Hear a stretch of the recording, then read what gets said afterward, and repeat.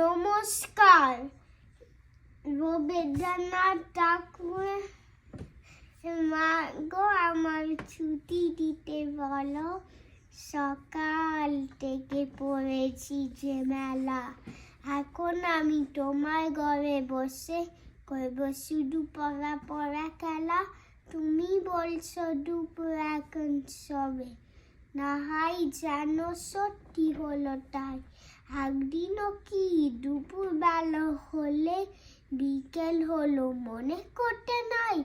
আমি তো বেশ ভাবতে পারি মনে, সূর্য ডুবে গেছে মাঠের শেষে।